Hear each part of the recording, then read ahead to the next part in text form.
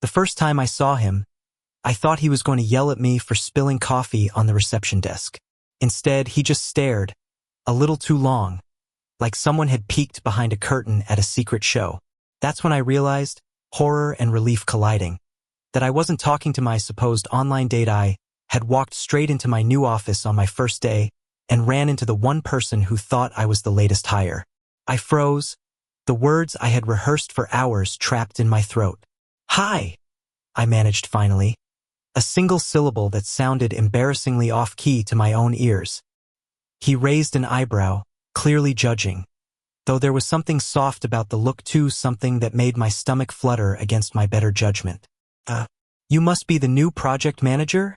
he said cautiously, his voice smooth but tinged with disbelief. There was a pause, as if he was waiting for a punchline. I wanted to scream, no, laugh, no, disappear entirely. Instead, I nodded, hoping my silence would convince him. "Yes, that's me," I said, pretending like I belonged. And just like that, our story began, not with a spark, not with a handshake, but with a mistake that neither of us could have foreseen. From the very first day, I noticed him. His laugh carried across the open-plan office like a melody you didn't realize you missed until it was gone. The way he pushed back his messy dark hair when concentrating, the subtle crease between his brows, the way his tie always looked like it was part of a different, more interesting story, it all drew me in, whether I wanted it to or not. He, of course, thought I was just another new hire. Polite, competent, maybe a little too awkward with the coffee machine. I watched him, learning the rhythms of his day without letting him see me. And maybe, just maybe, I started showing up at the office a little earlier, lingering a little longer, finding excuses to pass by his desk under the guise of work. It wasn't until the third week that the first real slip happened. I had been sent to deliver a stack of reports to him, balancing papers and an extra-large latte I hadn't finished, when I tripped. The latte wobbled perilously before tilting and spilling across his shoes. My immediate instinct was to apologize profusely, to swear that my life was, in that moment, a living disaster. Instead, he looked down at the mess, then back at me and laughed. A genuine, low, entirely unprofessional laugh that made my heart skip. "Really? First day, and you're already attacking my shoes?" he teased, crouching slightly to dab at the spill with some paper towels. His laugh was infuriating and endearing all at once, a combination I wasn't emotionally prepared for. "I'm so sorry," I stammered, my face heating up. "I can buy you new shoes. Don't. Just try not to make a habit of this," he said, still smiling. And just like that, the ice broke. Or maybe the ice was never really there, it was just me imagining it. Over the next few weeks, our interactions were a curious mix of professional politeness and accidental intimacy. He would lean over my desk to show me charts, his shoulder brushing mine. I would drop pens, deliberately or not, so he would reach across and hand them to me. Emails became an unspoken flirtation. Hallway encounters turned into subtle, lingering moments. The office was our stage, the walls our witnesses. Then the inevitable happened. One rainy Thursday, I ended up in a virtual meeting with him after hours. I had signed on thinking I was joining a work call, and there he was, screen bright in the dim room, hair damp from the drizzle outside, cheeks flushed with the chill. I froze, suddenly acutely aware of how much I wanted to be somewhere closer, not pixels apart. "You look tired," he said softly, a note of concern threading through his voice. I wanted to tell him it wasn't exhaustion. It was longing, that I had spent weeks imagining how it might feel to touch his hand, to laugh with him in a sunlit cafe instead of across a Zoom box. "I'm fine," I lied, though my voice betrayed me slightly. "Really?" he asked, leaning closer to the camera. "You don't sound fine." There was that mix of care and curiosity again, the combination that felt like sunlight breaking through a storm cloud. I almost said his name, the one I had typed 100 times in private messages to the wrong person, the online date who shared his smile and his sense of humor. But I didn't. I swallowed the confession and simply said, "It's nothing." Days passed, each more unbearable than the last. Every laugh, every glance, Every accidental touch felt like a spark in a room I didn't dare enter. And yet, there was the constant pull, the undeniable gravity of someone who didn't even know the truth, but had already claimed a space in my heart. Then came the night of the company's annual gala. A glittering affair with chandeliers, expensive wine, and all the kind of pretentious small talk I usually avoided. But I was there because he would be there. I spotted him across the room before he saw me, leaning against the balcony railing, glass of champagne in hand, looking impossibly handsome in a tailored navy suit. The soft light from the chandeliers made his hair shine, his eyes glinting with a curiosity I felt sure mirrored my own. He turned at the exact moment I approached, our eyes locking in a way that felt like a silent acknowledgement of everything unspoken between us. "Finally decided to show up?" he said, his lips twitching into a teasing smile. "I wouldn't miss it," I replied, my voice steadier than I felt. And that was the moment it happened. Something shifted, the air around us thickening with anticipation. We moved closer, almost inevitably, as though gravity itself had a preference for the space between us. He didn't know I was the person he had been joking about in private online chats, the person whose texts he had chuckled over late at night. I didn't tell him. Not yet. There was a tension, a delicious thrill in the near-miss of our dual identities. The night ended with an accidental brush of hands, a shared laugh, and the kind of closeness that left both of us wanting more. Outside the gala, under the soft glow of streetlights and the distant hum of the city, I realized something. This mistake, this incredible, chaotic misunderstanding, was the beginning of something far bigger than either of us expected. And somewhere in the back of my mind, a tiny, foolish part of me wondered if he felt it too. After the gala, the office felt different. The fluorescent lights didn't hum quite as loudly. The click of keyboards wasn't quite as mundane. Every glance he threw in my direction now carried weight, a silent question suspended in the air, and every time our hands brushed, even accidentally, I felt it in my chest like a small electric jolt. Days rolled by, work as usual, but nothing was usual anymore. I found excuses to sit closer in meetings, linger by the coffee machine, or, accidentally, pass by his desk while carrying trivial reports. He noticed. He always noticed. There was a look in his eyes, subtle but undeniable, the same glimmer I had been tracing in his gaze for weeks now. Then, the first misunderstanding of many that would define the next chapter of our story happened. It was during a project presentation, and I had been asked to collaborate directly with him on a client pitch. My heart had started racing the moment I entered the meeting room, both because of the work, yes, but also because I knew he would be there, sharp suit, charming smirk, the center of attention whether he wanted it or not. "Glad you could make it," he said, voice casual, just loud enough for me to hear. My stomach twisted into knots. Was he teasing me? Testing me? Or was it just my imagination running wild again? The presentation started, numbers and graphs filling the screen, clients nodding politely, and I tried to focus. But every time he spoke, every time his hand gestured or he leaned slightly closer to point at something, it felt intimate, personal. And I hated myself for feeling so vulnerable around someone who still didn't know my secret.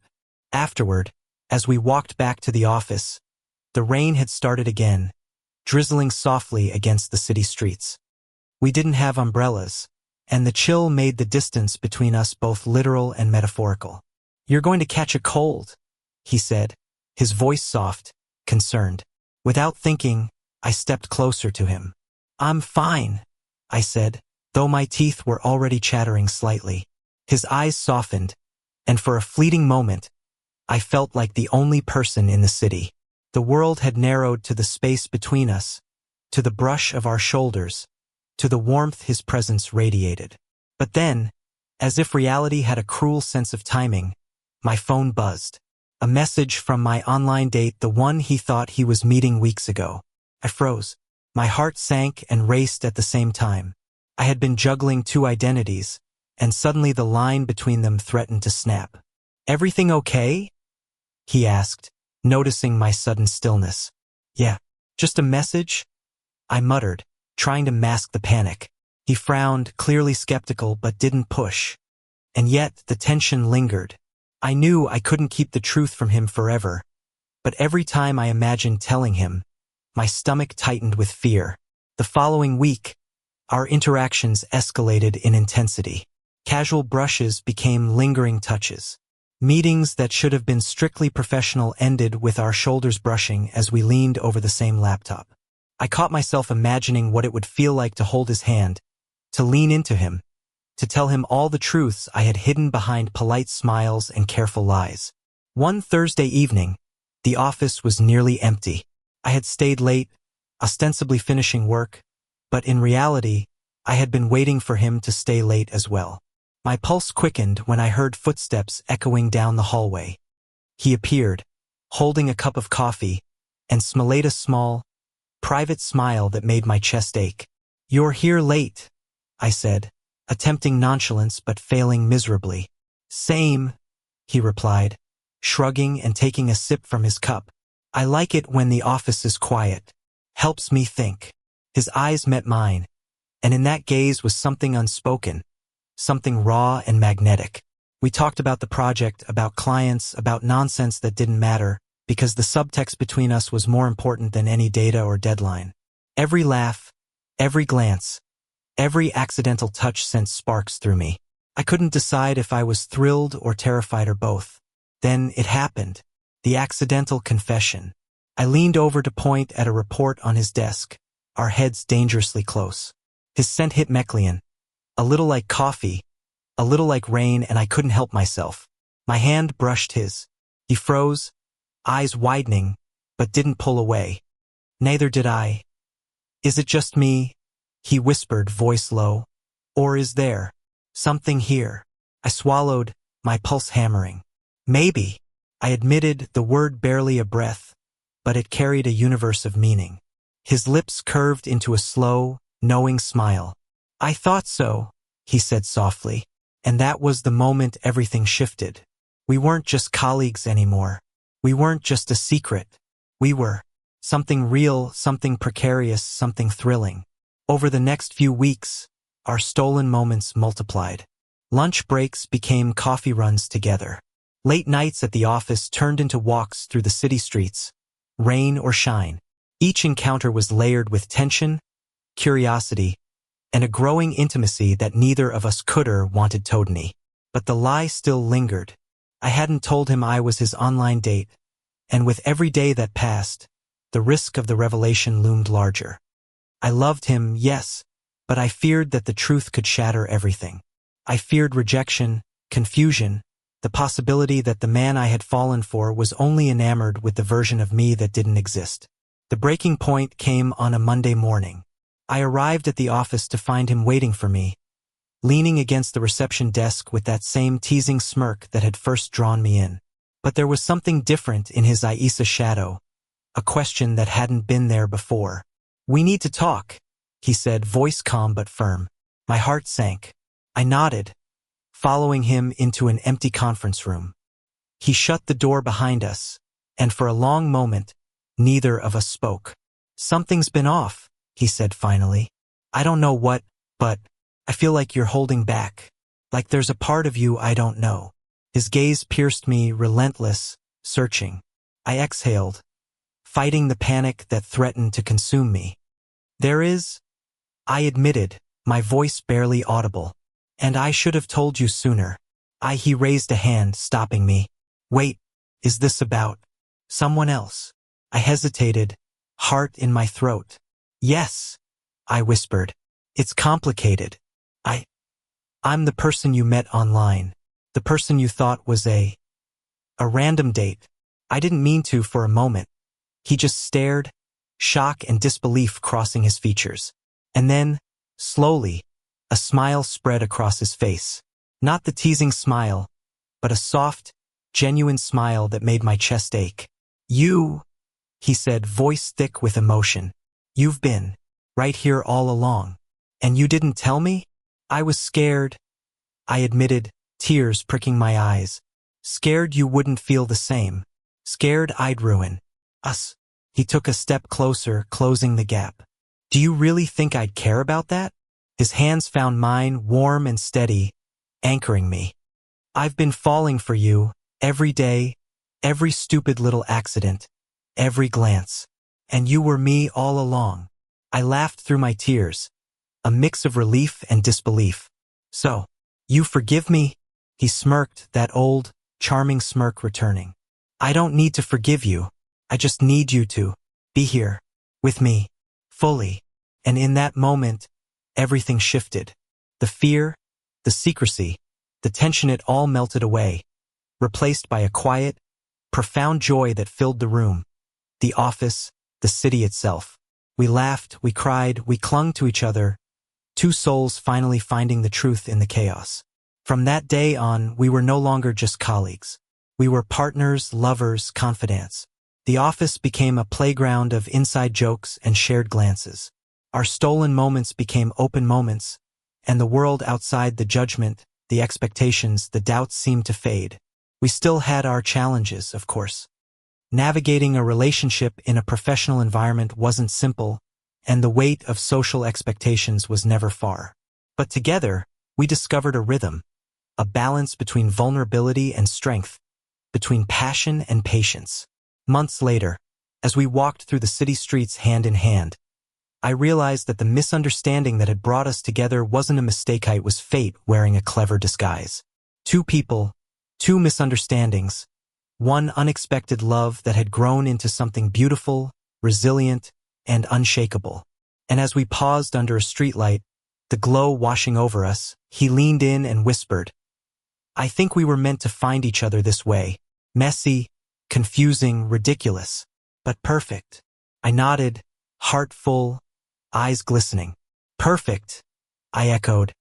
And for the first time in my life, I felt entirely, irreversibly, and unapologetically home. From the day of the revelation, things between us shifted in ways I hadn't fully anticipated. What had been an intricate dance of glances, misunderstandings, and stolen moments now became a delicate balancing act of intimacy and self-restraint. The office was no longer a neutral space, it was ours, in subtle, unspoken ways. Every conversation, every shared joke, carried a weight of knowing, of connection, that neither of us could ignore. Yet, life outside those office walls was not as forgiving. We both knew that while we could share these moments in the quiet of the workplace, the world beyond was still a maze of expectations, whispers, and judgments. And so, we moved carefully, learning how to navigate this new reality together. One evening, he asked me to meet him at a quiet rooftop cafe, the kind that overlooked the city's skyline with its tangled webs of light and shadow. The sun was setting, painting the horizon in shades of gold and purple. It was breathtaking, and yet nothing compared to the sight of him leaning against the railing, hair tousled by the breeze, eyes searching for me in that way that made my chest ache. I wanted to show you something, he said softly when I reached him. Not the office, not the world, just us. I followed him to the edge of the terrace, where a small blanket had been spread, a thermos of coffee steaming beside two mugs. The gesture was simple, intimate, and it struck me profoundly. In this vast city, amid the noise and chaos, he had carved out a private world just for us. We sat together, shoulders brushing, hands occasionally meeting in small, tentative touches. The city below was alive, yet up here, it felt suspended, like time itself had paused to let us breathe in a moment of unbroken calm. I've been thinking, he said eventually, his gaze distant as he stared at the horizon. About us, about everything. And I realized something. I waited, heart pounding. I don't want to hide anymore. Not from anyone. Not from this world. I want to be with you fully, openly. Whatever that means for us. Tears pricked my eyes, but I smiled. A mixture of relief, joy, and disbelief. I've wanted that too, I admitted. More than anything. But I was scared. Scared of losing you, scared of, well, everything. He reached for my hand, intertwining our fingers. Then we'll face it together. Every judgment, every question, every challenge. Together. The months that followed were a lesson in courage and love. Coming out to family, friends, and colleagues was not without its trials. Some were supportive immediately, others hesitant, still others outright disapproving. But through it all, We held onto each other, drawing strength from the bond that had begun with a simple, accidental misunderstanding. Our evenings were filled with small adventures. Walks through rain-slicked streets, late-night diner runs, movie nights on worn couches, and quiet talks under blankets of stars. Each moment reinforced the connection we had, deepened by the trials we faced and the risks we took. There were moments of doubt, of course. Tired days at the office when tempers flared over trivial things, moments of insecurity when I wondered if he truly loved me for who I was, not the idealized version of myself I had created in the beginning. But each time, we returned to the foundation we had built. Honesty, patience, and the unspoken understanding that we were stronger together. One particularly stormy night, as rain hammered against the windows and thunder rolled across the city, we found ourselves alone in the office after hours. The storm outside mirrored the chaos in my heart, a mixture of longing, fear, and exhilaration. "I can't stop thinking about you," he admitted suddenly, voice low, almost drowned by the rain. "Even when I try, even when I shouldn't." I swallowed hard, my own emotions rising to the surface. "I feel the same way," I whispered. "Every day, every hour. I want this, all of it, with you." And in that quiet storm, we found each other again, not an accident, not a misunderstanding, but a choice.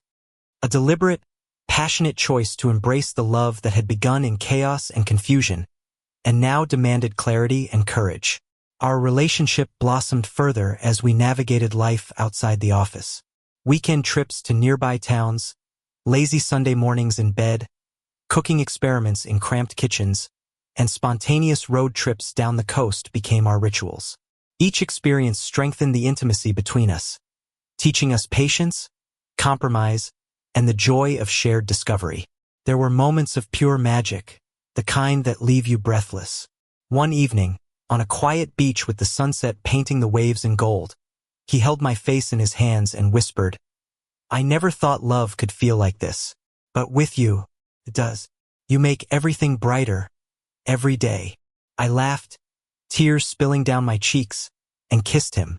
"I feel the same," I murmured. "You make me brave. You make me whole." Our love was not without struggle. Misunderstandings still occurred, arguments flared, insecurities crept in. But every challenge was met with communication, empathy, and the willingness to see the world through each other's eyes. It wasn't perfect, it was human.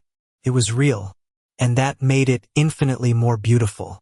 One evening, nearly a year after the gala where everything had begun, he invited me to a rooftop, the city skyline sparkling beneath us. The wind was cool, carrying the scent of the river and rain from earlier in the day. "I've been waiting for this moment," he said, pulling a small box from his pocket. My heart stuttered. I began, but he silenced me with a gentle finger against my lips. "This isn't about words," he said softly. "It's about us. About the journey we've shared, the challenges we've faced, and the love we've found." He opened the box to reveal a simple, elegant ring, catching the city lights like a star caught on earth. "Will you continue this journey with me?" he asked, eyes shimmering with hope and affection. Tears rolled down my cheeks as I nodded, unable to speak, overwhelmed by the depth of emotion in that moment. "Yes," I finally managed. "Yes, of course." He smiled, sliding the ring onto my finger, and pulled me close. The city seemed to pause around us, the noise, the chaos, the judgments all fading into insignificance. In that embrace, I felt the culmination of everything we had been through. The misunderstandings, the accidental meetings, the stolen glances, and the quiet, persistent love that had carried us here. We kissed, not hurriedly, not with impatience, but with a tenderness that reflected the trust and devotion we had built.